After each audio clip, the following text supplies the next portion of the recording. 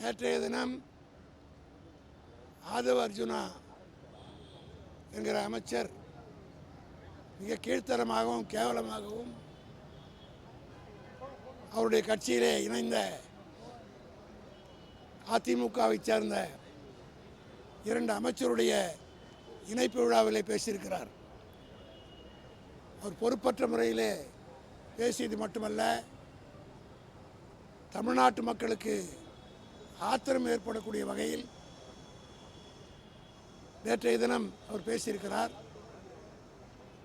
கரூரிலே நடைபெற்ற சம்பவத்தை பற்றி அவர் பொய்யும் புரட்டுமாக பேசி,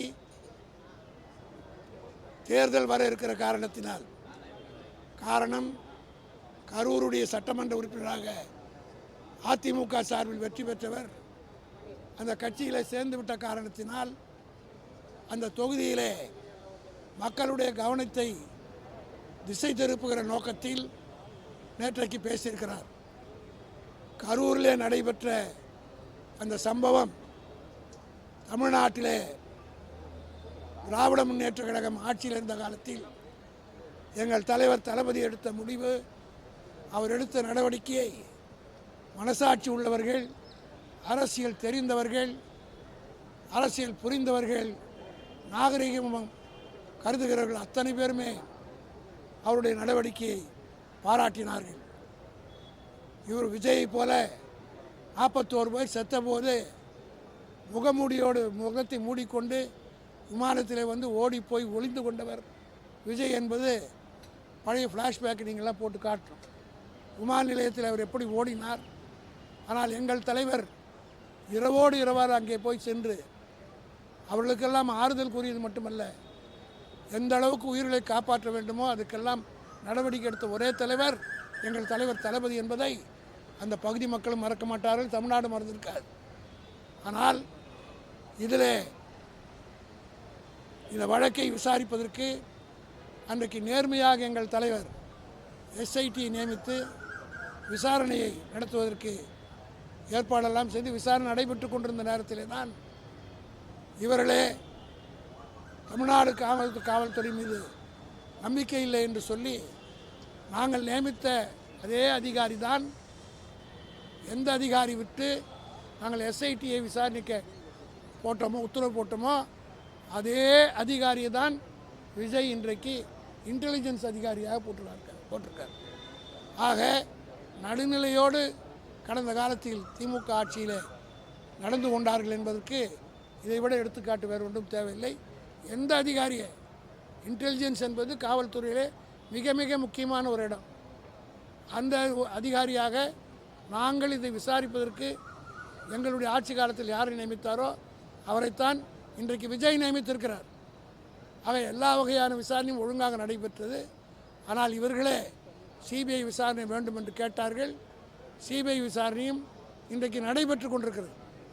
இதில் முதல் குற்றியாக இன்றைக்கு நேற்றைக்கு பேசிய ஆதவ அர்ஜுனா, அதில் அக்யூஸ்ட் நம்பர் 2, ஒரு அக்யூஸ்டாக இருக்கக்கூடிய ஆதவ அர்ஜுனா நேற்றைக்கு சட்டம் தெரியாமல், நீதிமன்ற நடவடிக்கைகள் புரிந்து கொள்ளாமல், சுப்ரீம் கோர்ட் என்ன சொன்னது, அந்த வழக்கை ஓய்வு பெற்ற ஒரு சுப்ரீம் கோர்ட் நீதிபதியுடைய தலைமையில் விசாரணை நடந்து கொண்டிருக்கிறது. சுப்ரீம் கோர்ட்டினுடைய ஓய்வு பெற்ற நீதிபதியை சுப்ரீம் கோர்ட் நியமித்து விசாரணைகள் முறையாக நடைபெற்று கொண்டிருக்கிறது. விஜயே 2 முறை போயிட்டு வந்தார். இவர்களெல்லாம் நேற்றுக்கு பேசிய ஆதவ அர்ஜுனா, A2 புஷி ஆனந்த், இவர் வந்து புஷி ஆனந்த் A2, முரளி ஒரு நிர்மல் குமார் A3, ஆதவ அர்ஜுனா பிறகு சேர்க்கப்பட்டார். ஜெகதீஷ் பழனிசாமி, அதாவது அவருடைய இன்றைக்கு இருக்கக்கூடிய விஜயனுடைய பொலிட்டிக்கல் அட்வைசராக அவர் வைத்திருக்க ஒரு ப்ரைவேட் செக்ரட்டரியாக வச்சுருக்கார். இவர்களெல்லாம் அக்யூஸ்டாக போடப்பட்டது. உச்சநீதிமன்றம் சுப்ரீம் கோர்ட் நியமித்து வழக்கு நடைபெற்று சிபிஐ விசாரிக்கிற போது வழக்கை பற்றி ஒரு அக்யூஸ்ட் அந்த விசாரணையை கெடுக்கிற வகையில் நேற்றைய தினம் பேசியிருக்கிறார். ஆகவே இது குறித்து சட்ட ரீதியான நடவடிக்கை எடுப்பதற்காக திராவிட முன்னேற்ற கழகத்தின் சார்பில் உச்சநீதிமன்றத்தில் திமுகவினுடைய அமைப்பு செயலாளர் என்கிற முறையில் நான் இம்ப்ளீட் பெட்டிஷன் இன்றைக்கு தாக்கல் செய்ய போகிறேன். அதே போல் ஆதவ் அர்ஜுனா மீது கண்டெம்ட் ப்ரொசீடிங்ஸ் எடுப்பதற்கும் உச்சநீதிமன்றத்திலே மனு தாக்கல் செய்ய இருக்கிறோம். இப்படியே இந்த ஆதவ் அர்ஜுனாவுடைய ஆட்டத்துக்கு ஒரு எல்லையே இல்லாமல் போது அவர் யார் என்பது இந்த நாட்டுக்கு தெரியும். இந்த நாட்டையே குச்சித்தேவராக்கிய லாட்ரி குடும்பத்தை சார்ந்தவர். இவருடைய குடும்பத்தை சார்ந்தவர்கள் மீது கேரளாவில் 928 கோடிக்கு ஊழல் வழக்கு ஏதாவது வந்து லாட்ரி சீட்டு வழக்கில் வழக்கு நடந்து கொண்டிருக்குது. இவருடைய மனைவி அதில் ஒரு அக்யூஸ்டு, இவர் ஒரு அக்யூஸ்டு இந்த கேஸில், இவருடைய மனைவி லாட்ரி சீட்டில் அக்யூஸ்டு. இப்படிப்பட்ட அக்யூஸ்டுகள் எல்லாம் ஒன்றா சேர்ந்து கொண்டு எங்களை அக்யூஸ் பண்ணுவதை எந்த காலத்திலும் ஏற்றுக்கொள்ள முடியாது. இவர்களுக்கு உரிய வகையிலே சட்ட ரீதியாக நாங்கள் பதில் சொல்வோம், நடவடிக்கை எடுப்போம் என்பதை தெரிவித்துக் கொள்கிறேன். எவ்வளோ வேலைகள் இருக்குது. இதையெல்லாம் விட்டுட்டு அனிதா ராதாகிருஷ்ணன் எப்பவுமே இந்த மாதிரி அவதூறு வழக்குகளை கைது பண்ணுறதே கிடையாது.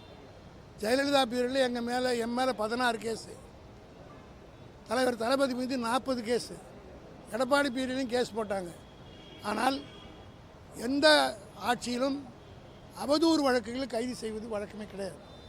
ஆனால் இப்பொழுது அவதூறு வழக்கில் அனிதாவை ராதாகிருஷ்ணன் எப்போ கைது செய்தார்னா, அவர் ஒரு சட்டமன்ற உறுப்பினர், அவருடைய தொகுதியில் ஆய்வு செய்ய இப்போ இங்கே பார்த்தீங்கன்னா தாவேக்கானுடைய எம்எல்ஏ கூட அப்பாலாம் போய் ஆய்வு பண்ணுறாங்க, பிள்ளைங்கள்லாம் போய் ஆய்வு பண்ணுறாங்க.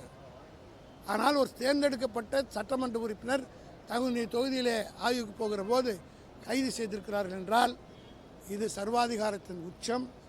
இதை நிச்சயமாக சட்ட ரீதியாக நாங்கள் சந்திப்போம். நீதிமன்றம் எங்களுக்கு எப்பொழுதும் கைவிடாது. நீதிமன்றத்தின் வாயிலாக பல தீர்ப்புகளை பெற்று திராவிட முன்னேற்றக் கழகம் சரித்திரம் படைத்திருக்கிறது.